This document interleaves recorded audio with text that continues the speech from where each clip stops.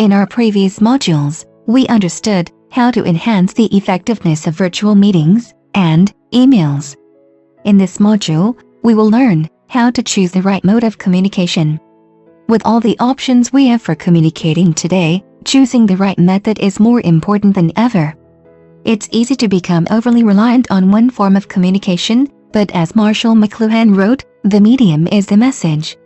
People sometimes assume that the communication method you choose in any given situation is a reflection of what you think of them and the level of importance you assign to the message.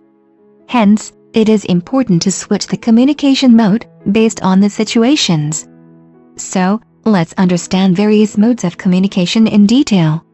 1. Email. Email is the best for updating large groups and sharing documents.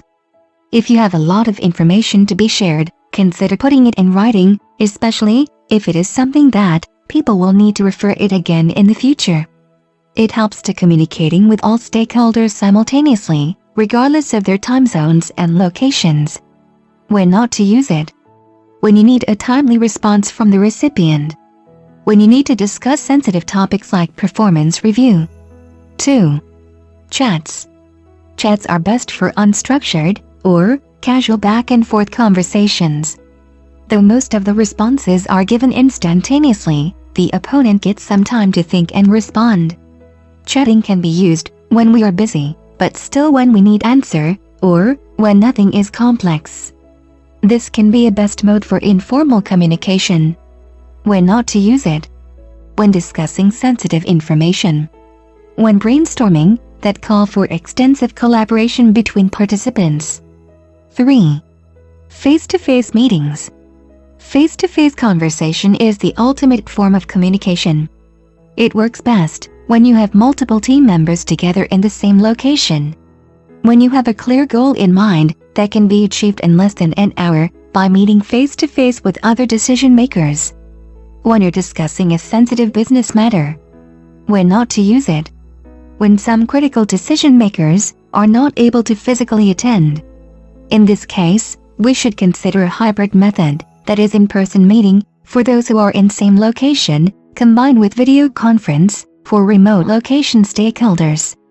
When you do not have a concrete objective for the meeting. For example, you don't need to have a meeting just to catch up. When the objective of the meeting could be met through more efficient methods, such as an email or chat. 4. Phone calls or conference calls. It is best when there is an urgent matter to be discussed. When you need to get a dispersed group together for a conversation and not everyone has access to internet connection. Phone calls can be used as a mode when both the parties are in different locations and the intent is to just have a conversation without any files or documents. When not to use it. On weekends, holidays, or after business hours unless there is a real emergency. When you can send an email or instant message instead. 5. Video conference. A video conference is a live and visual connection between two or more people residing in separate locations for the purpose of communication. This is one of the best tools to use if you want to share complicated information to an individual or a group of people based in different locations. You can choose this option to understand others' perspective easily. Because not only words, but the facial expression and gestures also conveys the visual aspect of the communication. When not to use it. When you're delivering information that does not require follow-up. When you have one or two specific questions. Now that we have understood the modes of communication and its importance, let's use them appropriately based on the context. Good luck.